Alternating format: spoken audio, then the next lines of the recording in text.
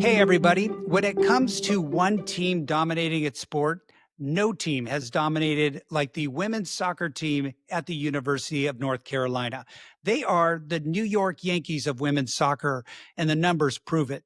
Get this, of 43 national championship games that have been played, University of North Carolina has won 23 titles, including 9 consecutive titles at one point. Amy Benthin was part of that dynasty, and she joins us today to talk about her experience playing with great players like Mia Hamm. Amy was part of a program that had high expectations, and they delivered and achieved more than anyone else.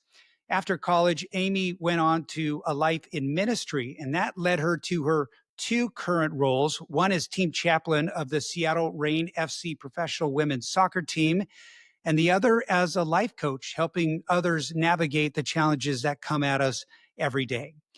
This one is about coaching, parenting, encouragement, and facing the pressure of expectation and building a foundation to help navigate all of those things.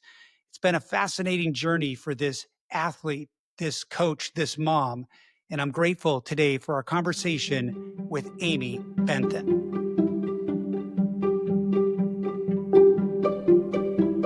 So the interesting thing is you grew up in the Northwest, but you moved to Chicago in high school. Is that what happened? Correct. Yeah, I grew up in Issaquah, and then right before my freshman year in high school, we moved to Chicago. My dad was transferred for work, so to a town called Naperville, Illinois. So we were there for 4 years, and then that's where I got recruited to play soccer. I went on to North Carolina, and my parents actually moved back here to the Northwest.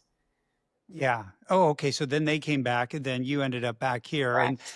believe me, I have a lot of questions about North Carolina. So Yeah. we'll Okay. definitely talk about that. Great. Um, what about you in high school as an athlete? What did that look? Was it just soccer or were there multiple Yeah, sports? I played tennis for a couple years. I played basketball as well, and soccer. So it obviously soccer was what I found the most success in and really grew passionate about getting better, joined a club team. So but I did play those other sports as well for a couple years.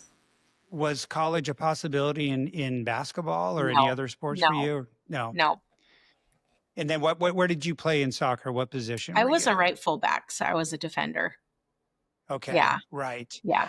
So, North Carolina, for those that don't know, that women's soccer program, I mean, it's the New York Yankees of college women's soccer, which they've won more than half of the national championships. So you didn't just play college soccer. I mean, you went to the number one program probably at its peak, right?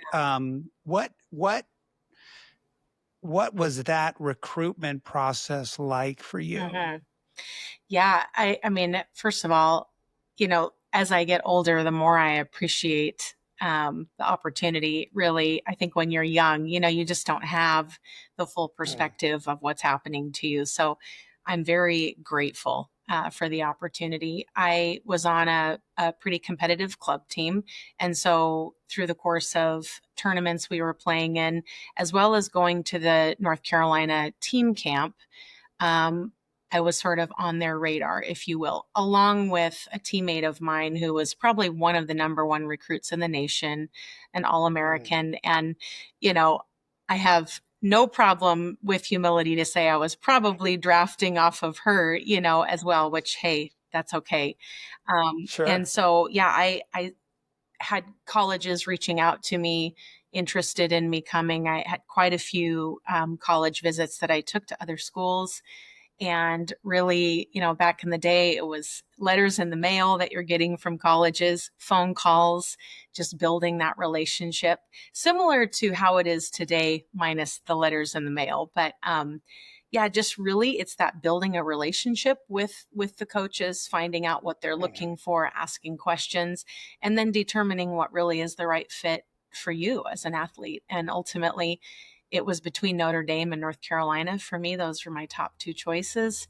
And at the end of the day, I thought to be able to have the opportunity to play for the greatest, soccer dynasty, number one in the nation, I just thought I can't pass this up. And knew what that meant. It could mean that I maybe never played. I wasn't sure. I went in with a lot of faith and knowing I had to work really, really hard. So it ended up paying off for me. Were you intimidated at all, or were you maybe you didn't know enough to be intimidated? But how did you feel? Do you remember how you felt showing up on Yeah, campus? great question. I was very intimidated, honestly. The thing about me is I knew how to work hard. I had an incredible work ethic. I would say that was instilled in me probably first and foremost by my parents, and then the club coach that I played for.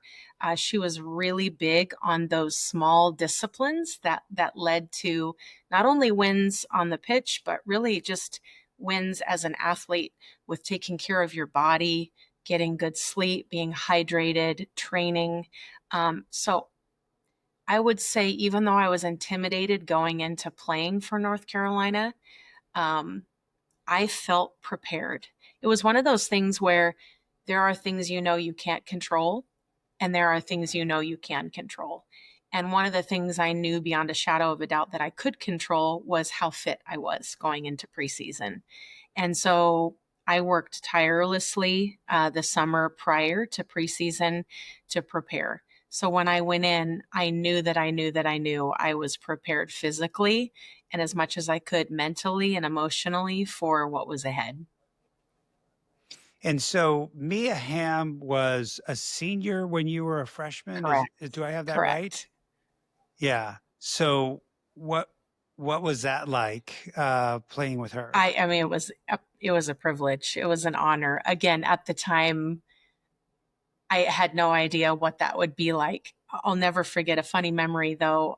My roommate and I think we had been on campus just a couple days. You're getting your dorm set up. I'm watching my mom drive away, terrified, like, oh no. And I think we're out at one of the intramural fields running fitness tests because I think we Mhm. were like, trying to make sure we were prepared. And funny story, uh, Mia pulls up on her bike. And this was the first interaction I had had with her like this. And she said, "You guys need to be resting right now, not doing this a couple days before." And we're like, "Oh yeah, okay, absolutely. Yes, ma'am." She knows what she's talking about. So funny little interaction out of, the incredible nerves. We were out there thinking, oh, we could just get one more, fitness, preparation, Yes, right. and her wisdom was, you need to be resting because there's a lot Yeah. coming.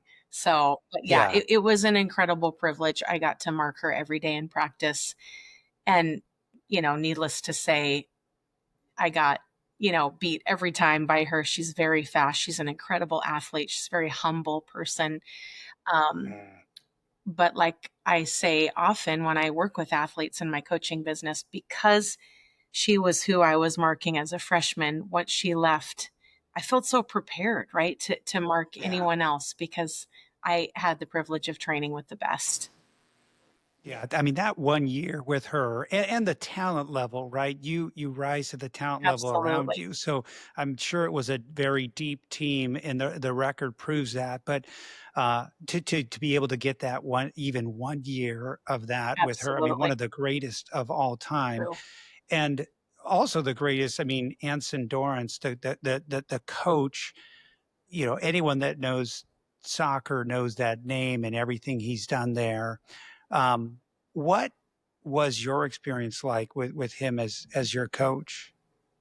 Yeah, he is an incredibly bright man. He is a really incredible motivator. Obviously, a passion for the game, a deep knowledge of the game, cared about individuals. I did. at the same time knew that there was a level of excellence that him and the coaching staff expected. And so, like I said earlier, I felt like it was my job to show up prepared with what I could control. I wasn't promised playing time. I wouldn't say Uh-huh. that I was told I would never play, but I knew coming in there that I had to show up ready to compete. Um, One thing that he very much focused on, because I think typically females, and maybe this has changed over the years, but when I was playing, females are very relational by and large, generally speaking. So it was hard to be friends off the training pitch and get on the training pitch and be competing against one another. Maybe it's a 1v1 drill or a 2v2 drill. And he had us shout out who was the winner and what was the score. And for a lot of women, that was hard because it felt like it was a little, just a little spicy, if you will, like, oh, I'm going to shout out the score and say I won. Yeah. But he trained us to be competitors. And I valued that because it taught me a level of confidence and to not be ashamed of winning. Obviously, off the pitch, we could continue to be friends, but it it taught me not to apologize. And at the same time, Uh-huh. he always said, "Hey, if you see a teammate in need and maybe they're either not doing well or not, they're hurt or they're not pulling their weight, go over there and do their job as well as yours." And so there was an emphasis on team. There was an emphasis on working together and unity. He was a master motivator before games and a pregame speech. One tradition I always remember is the way he honored the seniors in their last home game and would write, a beautiful speech about them, honoring each one and really motivating the team to win for them. So there's so much that I could say, um, again, just to be under that leadership. Yeah. It's interesting to hear that exercise that he talked about and how you process that Mhm. bringing out that competitive spirit. I think you see it in women's sports probably much more today Mhm. when you watch the WNBA and you see, Haley Van Lith or Caitlin Clark and just that, some of that grit and toughness is maybe it shows a little bit more Sure. and it's probably evolved over time, but do you think he was doing the right thing in bringing that out? Was that a good exercise to implement? Yeah, I think it was challenging at first because again, I think when I played there was not as much emphasis on um competing in that way. I mean, playing at that level by all means. I mean, there was a little level of competitiveness that was expected, but I just think that environment of don't be ashamed to be a winner. Yeah. Don't try to hide it, or it was just this this sense of pride in what the program represented, who we were, and who we are as athletes. And I will say that still informs the way I show up as a leader, as a business owner, as a mom, just as Mhm. someone in the community that wants to invest in the next generation of female athletes.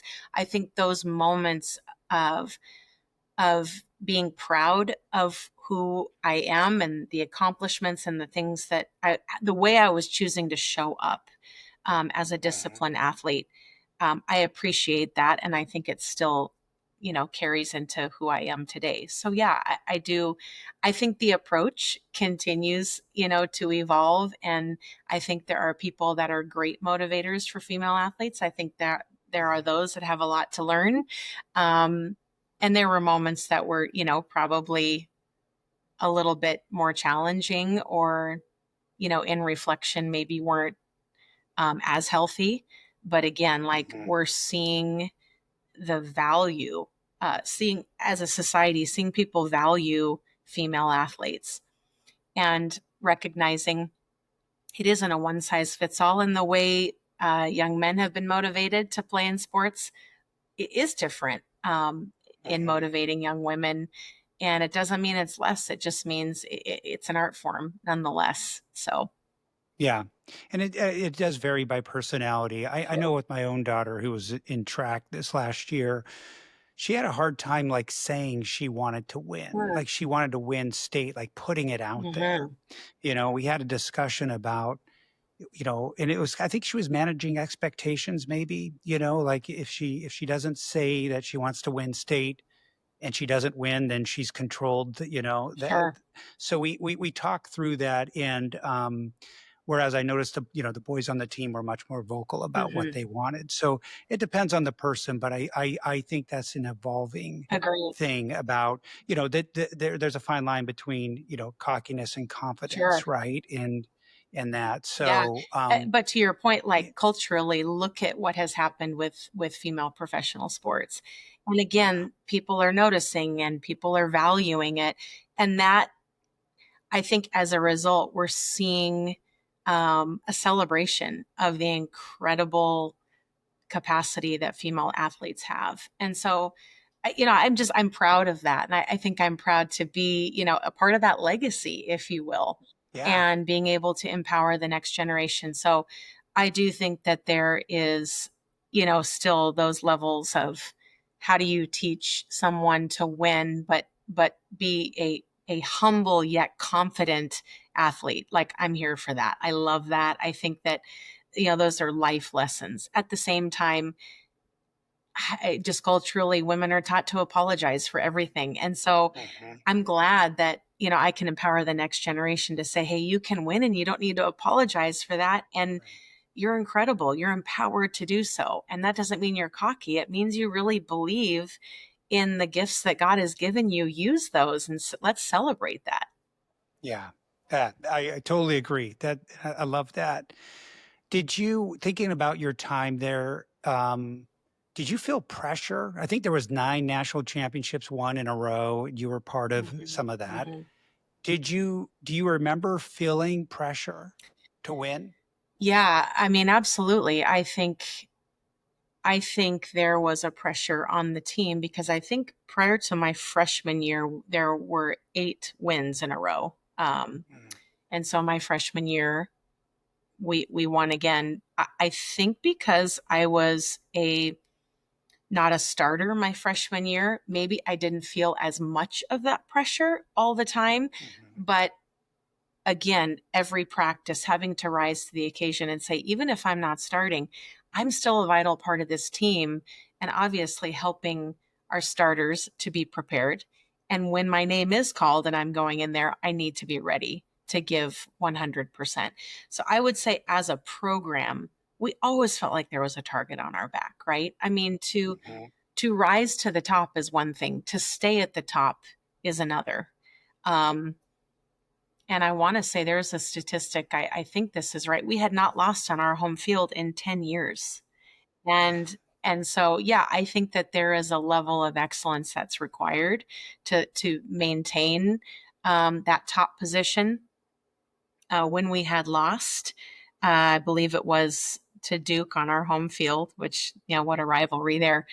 I Uh-huh. remember our coaches saying, it's time to go back to the basics. And you can never be too good for the basics. So I feel like there was an element of pressure, and yet there was such pride in the program that I didn't sense that it deterred us from continuing to be great and work as a team. I didn't feel like it was a toxic pressure. It just was like that underlying pressure of, we're at the top and do we want to continue to win and, be at the top. So, but I think you get used to it, maybe. I don't know how else to Mhm. describe it. I mean, when you're at a school like University of North Carolina, and there are even other programs like the women's field hockey team, the men's basketball team at the time, that are Right. winning national championships as well. It's just the Right. culture of UNC sports, that it's a culture of excellence and it's all around you. So again, I think you adapt to that, if that makes sense. Yeah. Yeah. Yeah, no, that makes total sense. And they feed off each Yeah. other, right? It's just the expectation that you're living with. Hmm. So you were there, I think, in '95, which was, I believe, the first year in a decade The UNC did not win the national championship. I think you lost in the Mhm. semifinals. So, that's a end of a big streak. What was the feeling like in the moments after that reality set in? Yeah, I mean, obviously, incredible disappointment.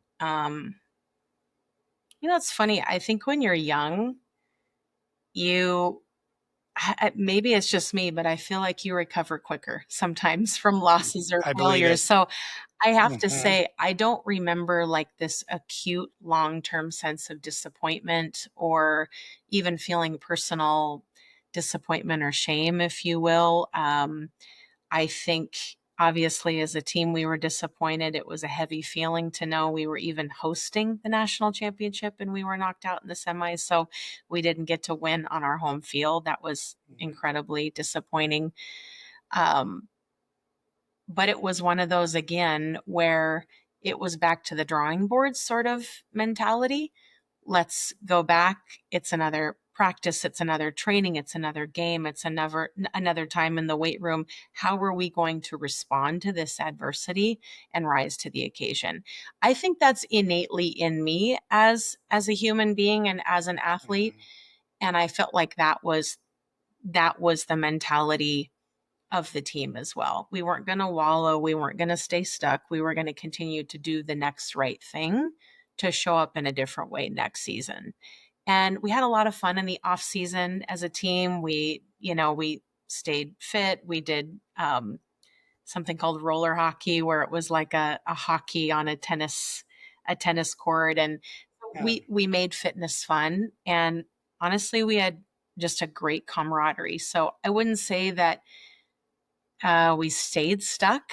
I feel like it continued to just add to, um, just the mentality of how are we going to respond to this and come back ready to win again.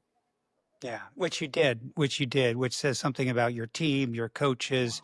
I talked to Dan Gable on this podcast who won 181 wrestling matches in a row and lost one in the NCAA championships, came back from that and went on to dominate at the Olympics. So Wow. Yeah. it can be a reset. There's a lot of good things that can come from a loss, It's so right? If true. it's handled the right way. And that was a challenge probably for your coach. I mean, do you remember I guess it was the message about a reset in a way. Do Mhm. you remember your coach's perspective after that? Yeah. I mean, I think what I do remember is really, again, kind of that back to the drawing board mentality. Hey, um, if we want to continue to compete, I remember him talking about how, there's greater parity in the game. There were more teams that were getting better and better. And so, obviously, in those early years of North Carolina, they were pretty dominant. And I don't know that the competition was as good, right? But as the Uh-huh. years went on, women's soccer continued to elevate, the competition elevated, programs all over the country were elevating. So it was kind of a moment, a sobering moment, if you will, of like, wow, people are here to compete and there's more parity. And what are we going to do to continue to win and show up and be our best? So again, he was not an emotional scream yeller. There was this fun in this environment where it was really, there was a lot of teamwork and a lot of unity. So it was kind of just that back to the drawing board. Let's recalibrate from this and figure out how to move forward. And really, I mean, isn't that how it is in life? I mean, we Yes. often, those lessons, our coach always said sports is like a microcosm for life. In that ecosystem of competitiveness and wins and losses, it really is how you respond in the losses that, even like I share with those I work with now, that is really what cultivates the heart of a champion, is how you respond in those losses. So we learn a lot from those, even though they're not fun. Yeah. Great perspective. And I was thinking about all of the lessons you learned, not just the winning, but all the lessons you learned that you carry on in the things that you've done since college, which we'll talk about. I remember last year I saw you at FCA banquet, a Fellowship of Christian Athletes banquet, and I remember you spoke there, and you told a story about a lesson learned at college. I remember it had something to do with maybe not playing or something to that Mhm. extent. Do you remember that story? Do you remember what that story that you told It there, might have and it had to do been, with your coach? yeah, it might have been when I was told I was gonna be subbed in. The game, Yes. something shifted. The coach decided not to put me in. I was ready, obviously. I think it was on the flight home that Yes. before days of texting and digital connection, but I think I wrote a little note and sent it back to him and just said something to the effect of, I understand the position you were in, and obviously I'm disappointed, but I understand, and I just want to reiterate my commitment to the team. And he had revisited that in my senior year when he honored me as a senior and just said how much that meant to him and what a profound impact that made, because he was feeling bad about Mm, that decision and was hoping that, you know, I wasn't upset about it. And just to respond in that way surprised him. And again, I do think that is a mark of character development, right? In those moments when things right. don't go your way. And I had plenty of those at North Carolina, plenty of wins as well. But even my senior year, I mean, there was a really talented freshman that came in, and she ended up playing for, the U.S. national team. Incredible. Her name's Lori Fair. And I had to compete with her and eventually was sharing time with her. And, again, was I going to, fade away, or was I going to continue to do my part and be focused on what I could contribute to the team versus my own personal disappointment? Yeah. Well, look, not every high school or college age student can have that perspective. Some adults don't have that perspective. Sorry. So I wonder where do you think that came from for you? Was it from your parents? Was I know your faith is clearly a big part of your life, but where did that understanding come from at that age, do you think? Yeah, great question. I would probably have to attribute that to my parents. I would say that, you know, um, they were both incredibly hard workers.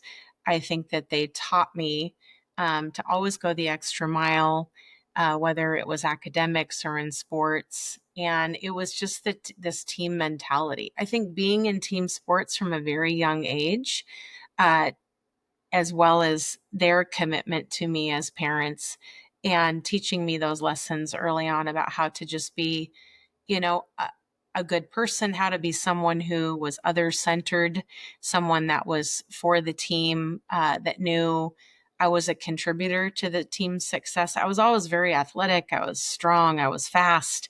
And so I always felt like I was a contributor and I knew I had something of value to offer.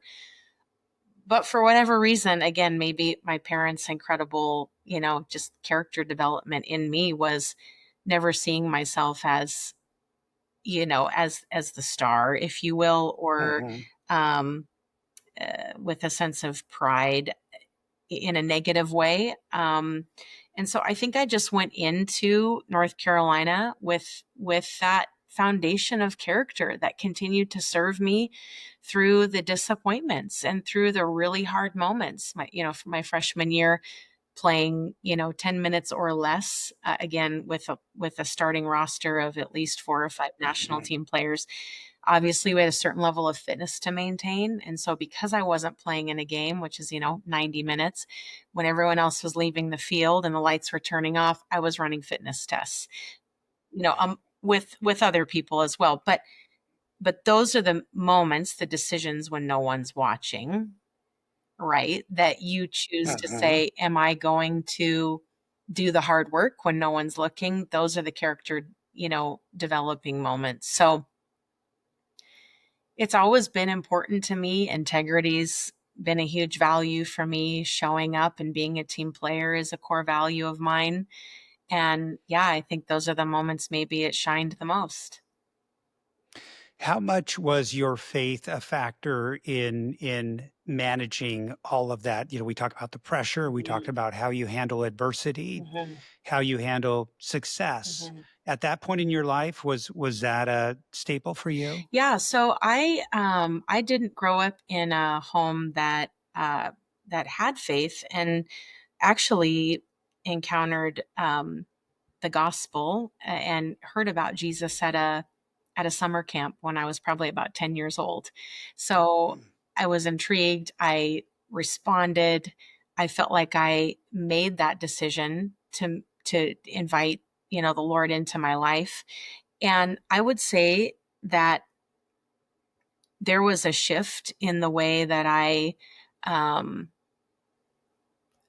there was a shift in the way that I saw myself because of who Jesus is, and the good news of, being forgiven. And that was definitely like a foundation for me. But I would say that I wasn't really investing in that in high school and even in those early years in college.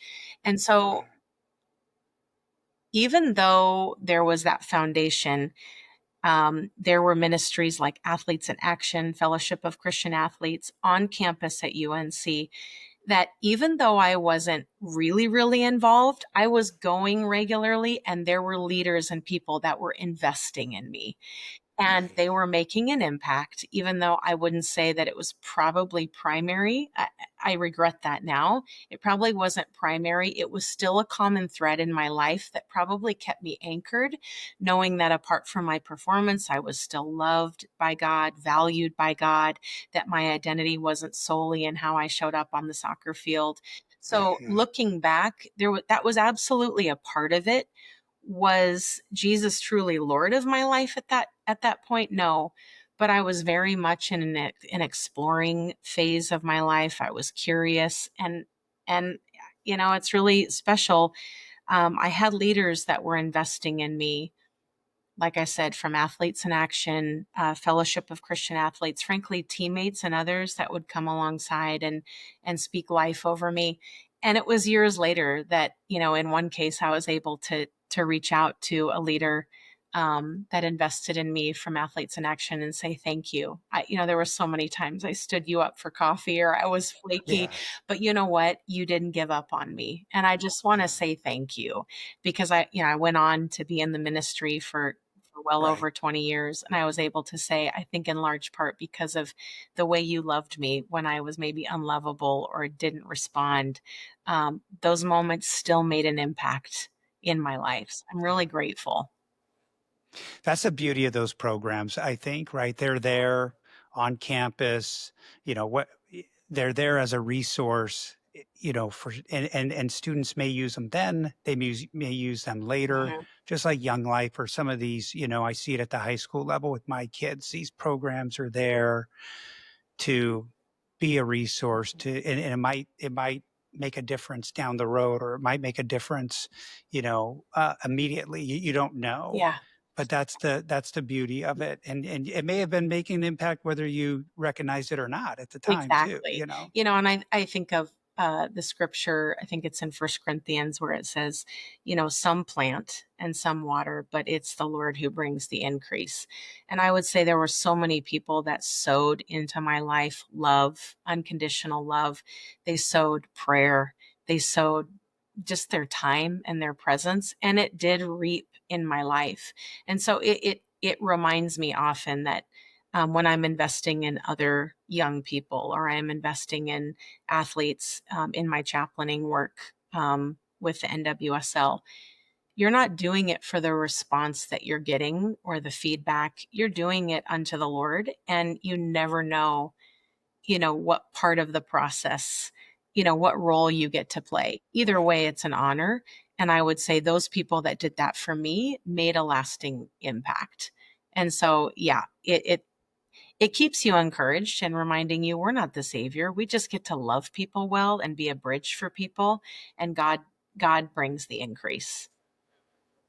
So how did you end up in the ministry then, and you became a pastor? I mean, did that happen over many years? What was that transition like for you? Yeah, I had graduated from UNC with a major in communications. I wasn't quite sure what I wanted to do. Initially, I thought I was going to do sports marketing. Um, Decided as I came back here to Seattle, I was in that transition phase of, moving back in with parents, trying to figure out next steps. I was working for a TV repping firm, just a job to kind of get my feet wet, and attended a summer camp, honestly, for college students. And it was at that camp that I felt really compelled to respond to an internship opportunity at my church, and really felt a call to full-time ministry. And so it was at that time I decided to pivot and be a part of that program, and eventually was hired by the church, and led to work with in youth ministry for many years, and then on the pastoral staff with adults. And uh, it was a 20 plus year career. So um, I wouldn't say that was the plan, and yet Right. it was really a rewarding part of my story. I'm really grateful, and I do feel like that was exactly what I was called to do. Yeah. Yeah, I have a lot of respect for you for doing that, partially because I think about being a pastor and that you deal with a lot of people's Mhm. problems, right? I mean, people come to you with their problems all the time and you're there for them. But you deal with a lot of hard things. Is that how would you describe that part of, the career? And did it take its toll on you, or were you able to manage that side of it? Yeah, it's a great question. I think, again, because I see it as a calling. It wasn't just a job to me. It was something that I felt called by God to do. I felt Mhm. empowered and equipped to do it, and to do it with excellence. Again, some of those same lessons, right, of sports, how you show up, how you work as a team. So I loved I loved the role I played on the pastoral staff. I loved working with people. I think nothing brought me more joy than to see people's growth journey, their spiritual growth journey. I would say a hallmark of my time in ministry was really seeing people's strengths and giftings, if you will, calling those out, and really walking with people just in the day in, day out life. A lot of work with small groups, and just engaging with people, meeting them where they were at, and seeing that growth. And so I would say that, yeah, those moments of, walking with people through hardships, I think because the focus was I'm coming alongside, but I'm not here to be the savior or give answers. Mhm. I think I was Yeah. able to see the role I played, but that it wasn't my job to fix. Now, I will say, if I'm honest, the older I get, the more I reflect and say it's easy as a pastor to get into bad habits. And when people come to you with something, maybe you do think you have to fix it or solve it. And if I were to go back and change something, I would learn how to be a better listener and not provide people with solutions, but frankly, just the power of presence and listening. And what coaching has taught me now, the Yeah. value of asking powerful questions and helping people be empowered to go to God themselves, because that's really where sustainable change happens, right? So if I could do it Mm. over, Greg, I would probably say it was easy to fall into that bad habit of, let me tell you maybe what I think you should do, or maybe Yeah. perhaps here's some next steps. Truly a pure-hearted desire to help. But I think you can easily, people want to be told what to do, right? And there's a sense of comfort around that. But I think if I could do it over, I would be a better listener and focus less on here's the solution I think and what do you think. Um, but of course, just focusing on praying for people, and you're in people's victories as much as you're in their low moments. I mean, I had the opportunity to marry a number of people, and in the same week, bury someone's loved one, and hospice visits, and everything in between. But again, I felt like it was really a call from God, and so I felt honored and privileged to do so. um could there have been more self-care along the way? Again, probably. And I think it's easy Yeah, it's hard. for pastors to maybe get burnt out, or again, to see themselves as maybe the fix it person. And that's, I think, not a great way to look at it. But yeah, I feel like I've gained so much wisdom over the years on, frankly, things I would do differently even now in Sure. working with people. So Well, I mean, that's all of us, yeah. but knowing the context of your role in that situation, and it really, as you were saying that, I was thinking about us, as people listening to our friends Mhm. or a coworker with a problem. And, I always used to think it's a man thing, like you want to fix everything, right? You want to tell people how to fix it, right? Maybe it's not just a man thing, but listening and being there, being present is probably the biggest thing. The older we get, the more we see in Yes. problems, whether it's with our kids or I mean, that's with our parenting, So right? true. With our parenting. I mean, as a parent, like the first thing you want to do is fix it, 100%. right? Yeah. With the teenage daughters, I know you have three Yes. daughters, I have Yeah. two. You want to fix it, but maybe as a parent, the best thing to do is listen and just be there for Yeah, them, I right? couldn't agree more. And again, the things I would do differently. And I just celebrated my 50th birthday yesterday. Well, And thank congratulations. you. And I just had the joy of, hearing from my daughters as they went around the table and shared some things that they loved and appreciated about me. And I literally was bawling because I just felt so valued and loved. But again, I think if I were to reflect, there were many moments, even in my parenting or even with pastoring, that were, if I'm honest, maybe rooted in fear. And so that fear caused me to want to fix, right? Or to hold tighter. And so again, in hindsight, I would, I would do things differently in that regard. I would spend more time empowering them, asking powerful questions. Recently, some friends said, hey, something I appreciate about you is you tend to be a safe place for me to share. And that really meant a lot. And I feel like I've learned that over the years. But just what you said, there's something so powerful about just someone's presence and listening. And you maybe don't have the solution, but people feel seen, heard, and valued. Hmm. And that, I mean, that's now the role that you've transitioned Yeah. into, right? As a life coach. Describe what you're doing now, and is it predominantly with women or is it athletes? Yeah. What is that role that you're doing now? Yeah, so I started a life and wellness coaching business about 2.5 years ago. It's called True You Life and Wellness Coaching. And I work with primarily women, and I really am finding a lot of momentum around female athletes, which makes sense. And I'm having so much fun Yes. doing that. Yeah. So, really, so much of coaching, because sometimes people say, what's the difference between coaching and mentoring or consulting?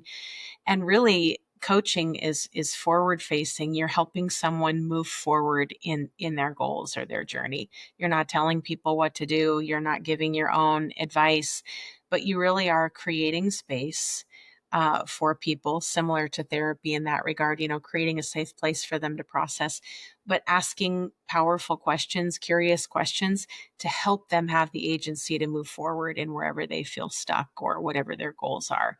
So it has been, I can say, so much fun, just knowing that I don't have to have the answers. I may not be an expert in something my client is an expert in or wanting to move forward in, but I can come alongside them, similar to pastoring, and ask them powerful questions, be there, reflect with them. If it's a person of faith, pray with them, and just see those light bulb moments where they have, that idea, or that breakthrough. There is nothing more rewarding.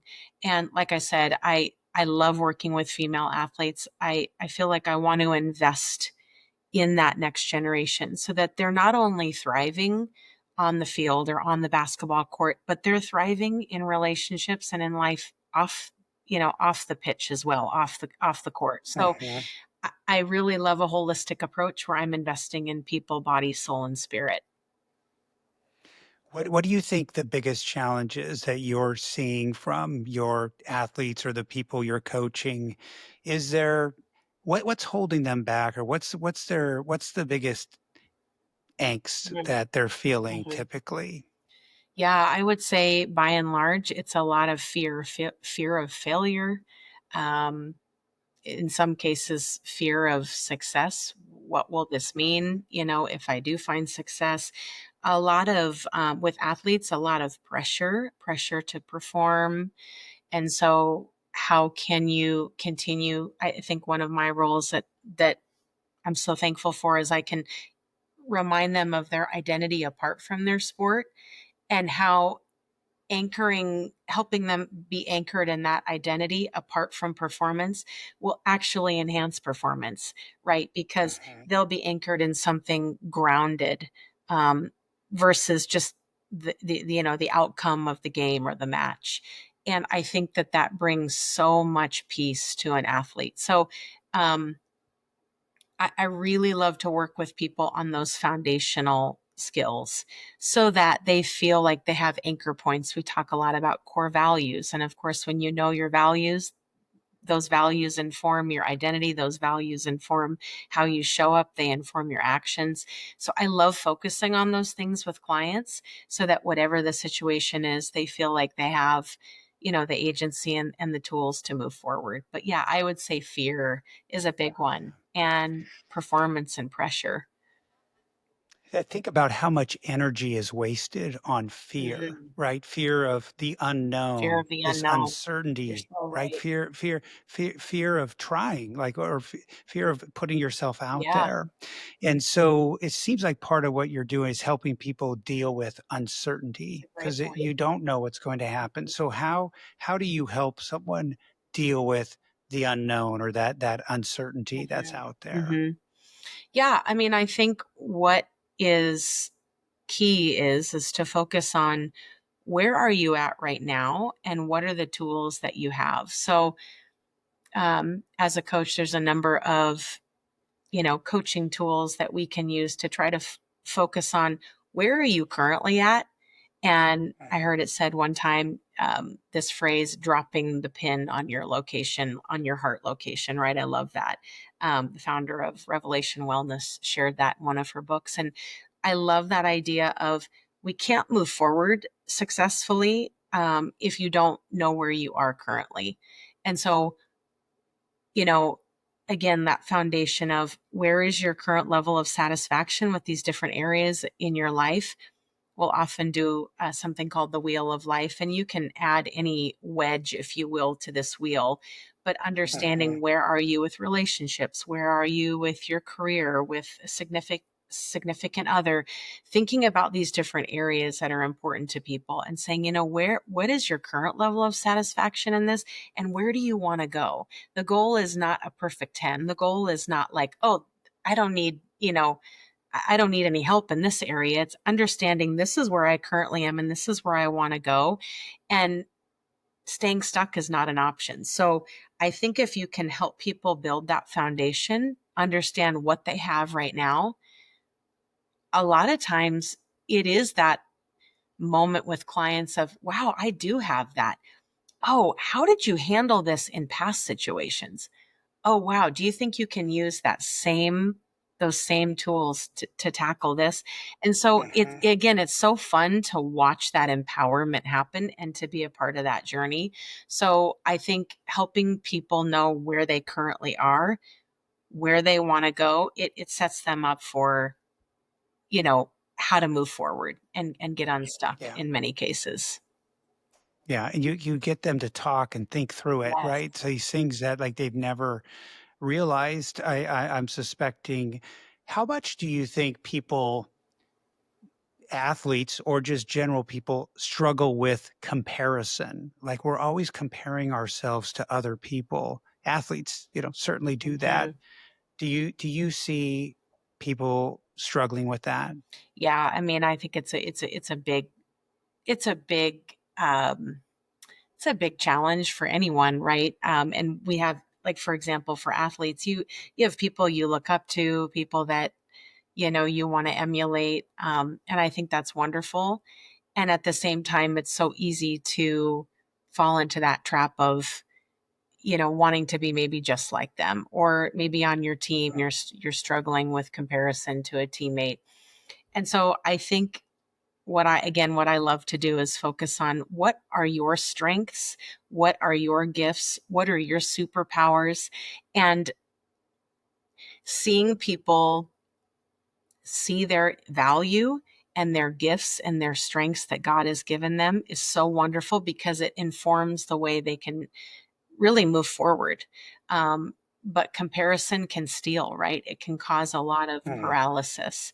It can cause a lot of, well, maybe if I can't be just like that, then am I really good enough? But everyone brings a unique talent and strength to the team. And so even when I'm working with a team, having individual meetings with athletes and really focusing on what are your unique goals? What do you think that you bring to the team? What is the value that you add that no one else adds? And then I do team workshops where I'll have the athletes write down some things that they uniquely bring, character qualities, and then I'll have them pair up with a teammate, and they'll write down the character qualities that they see in their teammate. And then out loud, they will share with one another. And it is unbelievable to watch the lift in the room, because often we think these things, but we don't articulate Yeah. them. So to Yeah. watch them to collectively hear, wow, this teammate thinks this about me. And they probably will never forget that. And teammates are recognizing this is what you bring. These are some of the strengths that you bring that make you uniquely you, and why you're valuable on this team. And I'll tell you, not only does it maybe confirm and solidify in the individual, this is why I'm valuable, this is what I uniquely bring, and I want to be strong in that. But then they're articulating the value that their teammates bring. And so collectively, it's bringing so much health to the team culture. So again, I love to be able to invest into that, and to see, not only the individual feel empowered and valued, but the team as a whole. I think different people have gifts. Mhm, Some people, like my brother and his wife, I believe they have a gift of hospitality. mhm, Like everybody wants to hang out at their house. And I think the gift of encouragement is another one, and I see and hear that in you, and certainly in sure. your profession, that's part of it. Um, and like I was thinking about that as you were talking about teammates, like they need hearing from each other, Mhm, the encouragement from each other, the difference that makes. mhm, Um, what do you think about contentment? And that maybe that's for folks our age, maybe not young athletes as much, but I think that's an area that people struggle as well with, is being content with where they mhm. are, or always chasing the next thing. Do you run into that in your line of work with coaching? Yeah, that's a great question. I feel like it is so easy to be always chasing something. And what I love about coaching is, we live in such a busy culture, and often we don't just slow down enough to ask those questions, and to really think and create space and quiet, frankly, to reflect on things. So even in this coaching space, it isn't filling every moment with words. It's actually just helping people slow down. And often in that, you're seeing what some of the roadblocks are. And I think, our culture teaches us do more, level up. It's all this language that Hmm. ironically ends up making people feel like, am I really good enough? Do I have what it takes? And contentment is hard. It's hard to find, right? You think, oh, if I'm content, does that mean I don't have goals? Does that mean I shouldn't want to continue to improve? I think there's something about a contentedness in who you are, the foundational part of your identity, that you really, like, again, working with clients, being able to say, what do you bring to the table in every space that makes you uniquely special? What are those things? Let's really draw those out. Let's talk about that. Let's discover those. Let's mine those out. And then from that place, it's like there is a, to your point, a contentedness that comes with, okay, I know I'm valuable, but it doesn't mean I don't want to continue to grow. So Right. I love being able to encourage people. My style of coaching is not a level up mentality. Not that that's wrong, but it seems like it often leads to this fast pace, like, oh, I'm not doing enough being enough. So I want to help people be grounded in their identity, which I think is contentedness, but still Mhm. be passionate about growth. And I think whatever is healthy is growing. So I think throughout life, if we're not growing, we're not really living. I don't think God calls us to be stuck or to just be in one space, but to continue to grow, but with that sense of contentedness rooted in identity. Yeah, I couldn't agree more, and I see that. I feel it. I wrestle with that. I mean, we all wrestle with Yeah. that. And I think it depends on who you are, but your faith can help with that foundation, right? Absolutely. I mean, it brings it back down. So Yeah. weaving in your faith into your coaching, I mean, I'm assuming maybe you're talking to some people that are Mhm. non-Christians and some are. How does that come into play? You're bringing all these experiences in your world together, right? Mhm. Yeah, I love working with people wherever they are in their life. I just have always really loved people. I have a heart for people. I feel like I'm a natural empath, so I love just connecting with people exactly where they're at. So if they already have a faith, it's a privilege to walk with people and to say, okay, since this is an integral part of your life, how can I come alongside as a coach to walk with you and to grow in your faith. So with being a coach, one of the things you're doing in the very beginning is what's called designing an alliance, getting on the same page with your client. What is it that you need? And here's what you need, here's what you might need from me, and we're getting on the same page so that moving forward in that client coach relationship there's unity and there's agreement. So if someone has faith and they're walking with Jesus, I'm able to say, what is it that you need from me as a coach? Is it prayer? Is it, sending you scriptures? Is it, weaving your faith into these coaching sessions? And of course, usually that's the case. But if someone doesn't have a foundation of faith, I want to approach them exactly where they're at and honor that. Hmm. Frankly, Greg, because people did that for me. It was, Yeah. hey, this is why I'm showing up for you because I deeply love and value you as a person. And that is the sense that I got from others throughout my life. And I want to create that safe place for others. So I do know that if faith is not important to them, I want to honor where they're at, but I know that so much of my faith informs the way I value them as a person, right? I mean, you read Hmm. in Genesis, God created man and woman, and it says he made them in his image. And there is so much value in that. So, regardless of whether we're talking about things rooted in faith, I can remind them that they are a valuable human being. And I think that in that, God is working. God is working in their life just by the love that we bring to people. And again, if there are things that they're open to or questions they may have, I want to be available for that. But I definitely wouldn't identify just as a coach who would just work with believers. I just feel like it's an Hmm. honor to work with anyone right where they're at and be curious about where God wants to lead them. And so these things have all come together as a team chaplain for the Seattle Reign Yeah, FC women's soccer team yeah. in Seattle. So, North Carolina, pastoring, life coach. I mean, it seems like the perfect fit. What has that experience been like for It's you? been so much fun. I have worked with the Rain for about 7 seasons, and it was something that first came across to me from a player. She was actually attending the church that I was pastoring at, and she approached me and said, "Would you ever be interested in this chaplain role?" And of course, I was interested and honored that she would ask. And so that is really what started that journey for me. And since then, that player has, moved on, played overseas for a while, but some new players came in and obviously wanted, that chaplain relationship.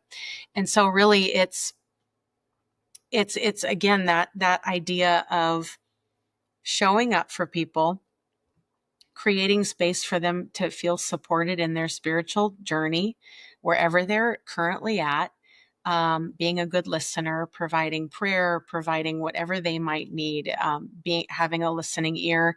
So typically we do like a pregame chapel before a match. Okay. And then those that are interested, I'll meet every couple weeks with them based on their travel schedule for some sort of a Bible study. Right now we're going through the book of Acts, and just, building relationship and trust with these athletes. It's really a privilege. So again, so many of these athletes there's so much pressure as professional athletes. I have never been a professional athlete, but I can only imagine. And some of these athletes are very, very young. So just to be able to be a trusted person in their life, to support them and to anchor them in faith, it is a gift. So yeah, I'm really, really honored to do it, and just find it really rewarding.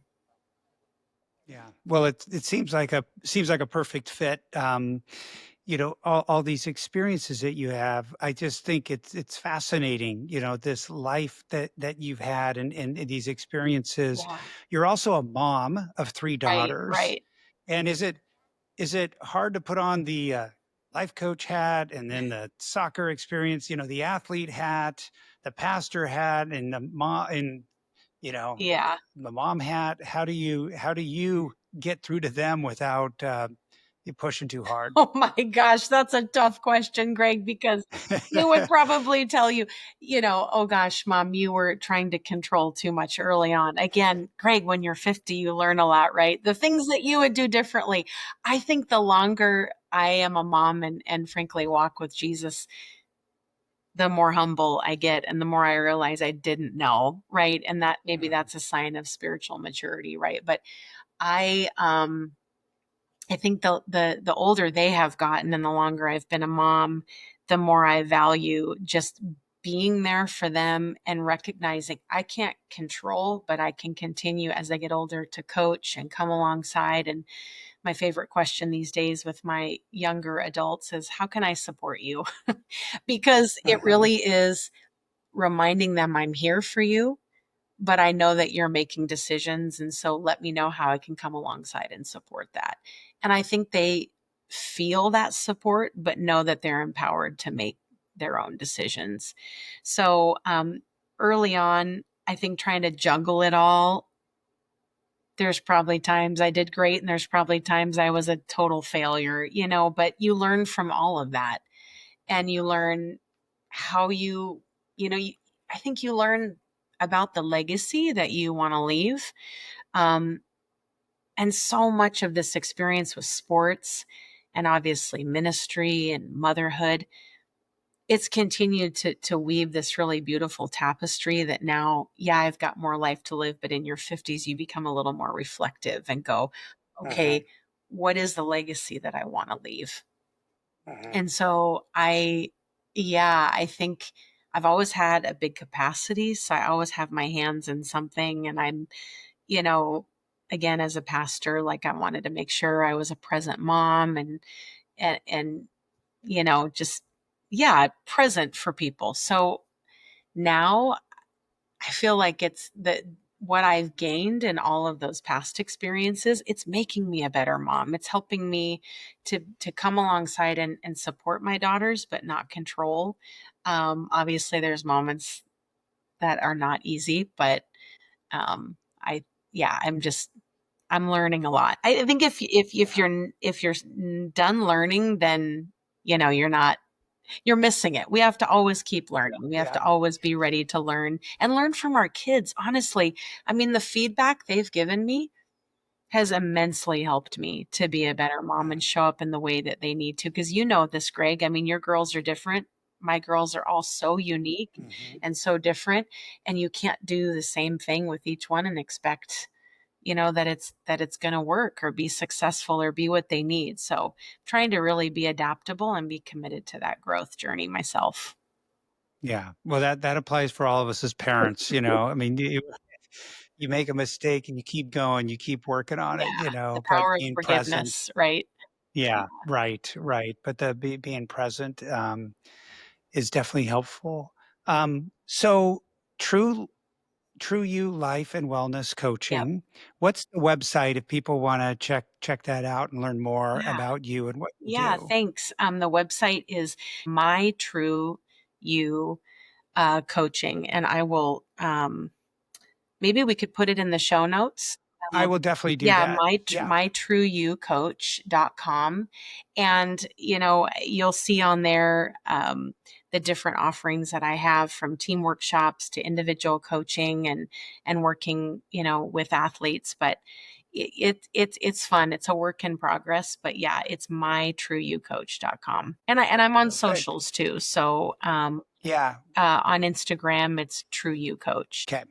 Well, I'll get that from you and I'll put it in the show Thank notes you. because I think you know, you'll be hearing from some folks. And look, selfishly, I feel like this has been my own therapy session Oh in my some ways. gosh. So I Thank appreciate it, you. Amy. It's Oh, been it's an great. honor. Yeah. Thanks for asking Well, me. It's an honor. yeah, no, it's great. You've got all this great life experience, and I like I said, people have gifts, I believe, and I believe you're someone that's been using your gifts, you Mm, know, athletically and in support of others, as a mom, and you know, you're still growing, and I think that's hopefully we all do that. So appreciate you sharing your story my today pleasure. and offering encouragement. Thank you. It was my pleasure. Thanks for having me.